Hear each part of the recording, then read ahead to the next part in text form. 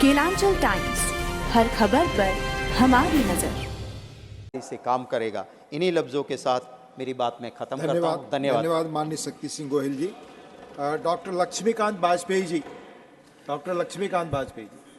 12 minute आपके पास। सभापति जी, मैं आपका आभारी हूं कि पोस्टल बिल पर आपने मुझे बोलने का अवसर प्रदान किया है। इस सरकार ने जो पोस्टल बिल 2023 लाई है, ये गरीबों के लिए और सेवा सुशासन के सिद्धांत को ध्यान में रखकर लाई है। पोस्ट ऑफिस की सर्विसेज जनता के प्रति समर्पित सेवाएं हों, इस दृष्टि से ये पोस्ट ऑफिस बिल 2023 लाया गया है। सबका साथ सबका विकास, ये विषय भी इसे पोस्टल बिल का केंद्र में है। महिलाओं, गरीबों, युवाओं और किसानों, जिसमें सभी जाति वर्गों के लोग आते हैं, इस व्यवसायिक वर्ग में, उन सबको ये पोस्टल बिल लाभकारी होगा, लाभ देगा, ऐसा मेरा मत है। अभी मैं इसमें कहना, पोस्ट ऑफिस बंद किए गए थे। इस सरकार ने अपने कार्यकाल में अभी तक 5000 से ऊपर पोस्ट ऑफिस खोले हैं। यही था कि पोस्ट ऑफिस सर्विसेज को गांव, गरीब और किसान तक पहुंचाने के लिए सरकार समर्पित है। अब 5000 कुछ और खुलने जा रहे हैं, तो कहां 700 बंद करने वाली सरकार और कहां 10,000 बैंक को, पोस्ट ऑफिस को खोलने वाली सरकार।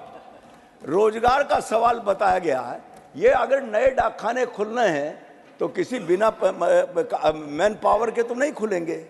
1 लाख लोगों को नौकरी 5000 डाकखाने खोलने पर मिली है। तो जब ये 5700 डाकखाने खोलेंगे तो रोजगार का सृजन स्वाभाविक होगा। ये तथ्य भी समझ में हमको आना चाहिए। डाक निर्यात केंद्र कोई कल्पना भी नहीं कर सकता था। व्यक्ति अपने निर्यात करने वाली सामग्री को लेकर डाकखाने में जाता है, डाकखाना उसको उसके लिए बॉक्स प्रोवाइड करता है, बॉक्स में उसका सामान रखकर टेपिंग करता है, पता लगाता है और उसके निर्यात वाले सामान को उस स्थान तक पहुंचाने का काम करता है। इसकी कल्पना भी कभी हिंदुस्तान में नहीं थी कि डाकखाना भी निर्यात केंद्र के रूप में काम करेगा।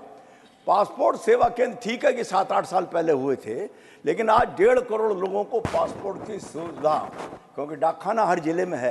पहले पासपोर्ट सेंटर के लिए हमको जाना पड़ता था, मेरठ के लोगों को गाजियाबाद जाना पड़ता था और अदर जिलों में जाना पड़ता था। आज मेरठ के पोस्ट ऑफिस में सुविधा मिली है, तो उस सुविधा को और मजबूत करके 1.5 करोड़ लोगों का पोस्टपार्ट जारी करने का काम किया गया। टेक्नोलॉजी का युग है। टेक्नोलॉजी का उपयोग करके पोस्ट ऑफिस को कोर बैंकिंग की दिशा में ले जाने का काम इस सरकार के द्वारा किया गया है।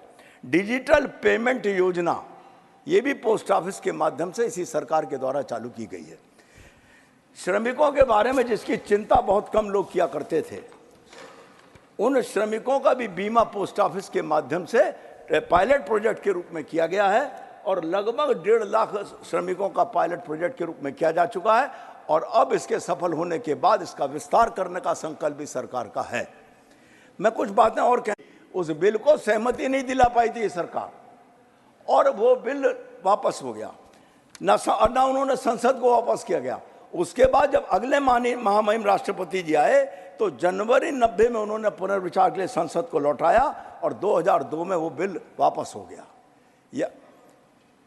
वर्ष 2002 में भी इस प्रकार का एक प्रयास हुआ पोस्ट ऑफिस के सेवाओं में सुधार के लिए एक बिल कानून लाकर, लेकिन वो भी स्टैंडिंग कमेटी को भेज दिया गया और स्टैंडिंग कमेटी के बाद ये बिल भी लैप्स हो गया। 2006-2011 में 2 ड्राफ्ट बिल जारी किए गए सदन के विचार के लिए, लेकिन वो ड्राफ्ट बिल भी स्टैंडिंग कमेटी में पहुंच गए और उसके बाद सदन में उसका मतलब वो बिल का रूप में परिणित नहीं हुए मान्यवर। ये बिल 2023 सरकार ने अपनी संकल्प शक्ति के द्वारा लाई है और पास होगा तो पिछले इतिहास को अगर हम देखते हुए कहें तो इस सरकार की संकल्प शक्ति, मजबूत संकल्प शक्ति है। आदरणीय मोदी जी के नेतृत्व में ये सरकार इस बिल को जब पास कराएगी तो ये पोस्ट ऑफिस सेवाएं आम जन का भाग बनेंगी, ऐसा मुझको कहना है। सारी चीजें सरकार पर निर्भर नहीं होंगी। इस बिल के बाद महानिदेशक को भारतीय डाक का प्रमुख नियुक्त किया जाएगा और उसको प्रभावी बनाया जाएगा और महानिदेशक के जो निर्णय होंगे उस निर्णय को संसदीय अनुमोदन की आवश्यकता नहीं होगी। डाक सेवा के महानिदेशक जब भारतीय डाक प्रमुख नियुक्त किया जाएगा तो सेवाओं के शुल्क और डाक टिकटों की आपूर्ति के मामले में नियम बनाने की शक्ति भी उसमें निहित होगी। महानिदेशक डाक सेवाएं प्रदान करने के लिए आवश्यक किसी भी गतिविधि का नियम बना सकेंगे। डाक टिकटों और डाक स्टेशनरी की आपूर्ति और बिक्री के भी नियम बने जाएंगे। मार्केट के हिसाब से पोस्टल चार्जेज और दरें तय की जा सकेंगी। डाक घर को डाक टिकट जारी करने का भी अधिकार हो जाएगा। आधुनिकीकरण को बढ़ावा होगा और ड्रोन के जरिए पार्सल और लेटर भी पहुंचाए जाएंगे। हमने अपने बचपन में सुना था कि कबूतर के माध्यम से चिट्ठी भेजी जाया करती थी किसी युग में। आज ड्रोन के जरिए पत्र भेजने का संकल्प इस बिल के माध्यम से सरकार का है।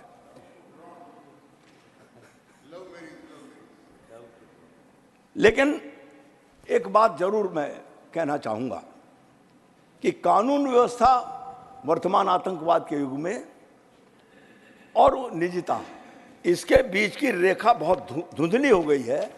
इंटरसेप्शन करने का अधिकार जो है वो सुरक्षित तरीके से हो, ये मेरा इस संबंध में निवेदन है। लेकिन सरकार इस बात की सावधानी रखेगी, इसका मुझे विश्वास भी है। केंद्र सरकार वस्तुओं को पते पर पहचानकर्ताओं और पोस्ट कोड उपयोग करने के लिए मानक निर्धारित कर सकती है। आइटम एड्रेसिंग मानकों, पते की पहचान और पोस्टल कोड के उपयोग के माध्यम से केंद्र सरकार को दिशा निर्देश प्रदान करता है। किसी परिसर की सटीक पहचान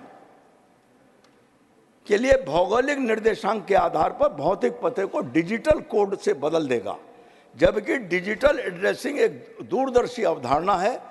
ये छटाई की गई प्रक्रिया को सरल बनाएगा और मेल और पार्सल डिलीवरी की सटीकता भी बढ़ाएगा और उसमें शीघ्रता भी लाएगा।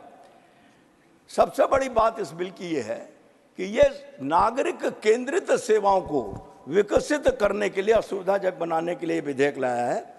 मोबाइल और फोन और आर्टिफिशियल इंटेलिजेंस के इस युग में ये विधेयक और भी अधिक प्रासंगिक रूप में है। राष्ट्रीय सुरक्षा में भी जहां योगदान देगा। भू-स्थानिक कोड का कार्यान्वयन सफल होने पर सरकार ड्रोन के माध्यम से पार्सल को कुरियर करने की क्षमता में होगी। भारतीय डाक अपनी सेवाओं के संबंध में नियमों के निर्धारित किसी भी दायित्व के अतिरिक्त कोई दायित्व नहीं लेगा। एक बात मैं कहना चाहता हूँ, तुलनात्मक अध्ययन पिछले अधिनियम में और वर्तमान अधिनियम में। भारतीय डाकघर अधिनियम 1898 में 77 धाराएं थीं। डाकघर विधेयक 2023 में केवल 16 धाराएं। पत्र डाक पर एकाधिकार था पिछले अधिनियम में। डाकघर विधेयक 2023 में अब एकाधिकार नहीं। दंडात्मक प्रावधान की 23 धाराएं थी पिछले एक्ट में। इस एक्ट में कोई दंडात्मक धारा की व्यवस्था नहीं है। फोकस है पहले था मुख्यतः मेल पर, डाक पर। अब डाक द्वारा जनता के उपयोग की सुविधाएं उसके मोहल्ले में और उसके गांव में देने पर केंद्रित है नया विधेयक 2023। रिजर्व एरिया में पहले पत्र रहते थे, अब डाक टिकट, डाक लेखन सामग्री भी उपलब्ध होगी। भाषा पहले जटिल थी, अब इस विधेयक को सरल करने का काम किया गया। दायरा पहले सरकार केंद्रित था डाकखाना, अब नागरिक केंद्रित है डाकखाना। ये इस विधेयक पोस्टल बिल 2023 के माध्यम से जनता को उपहार के रूप में मिलेगा। डाक शुल्क सीमित डाकघरों के माध्यम से प्रदान की गई सेवाओं को देय राशि को कवर करने का काम करेगा। और वो जो बात मैंने पहले कही थी कि पता सूचकों और पोस्ट कोडों का प्रावधान होगा। पहले दरों को तय करने की शक्ति शासन में थी, अब महानिदेशक में होगी।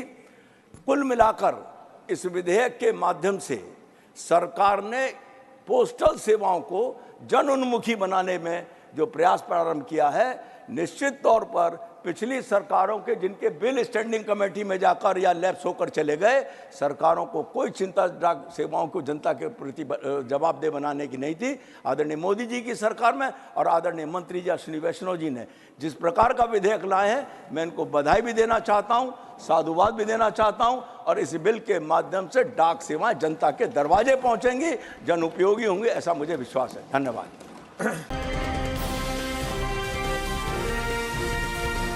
केलांचल टाइम्स, हर खबर पर हमारी नजर।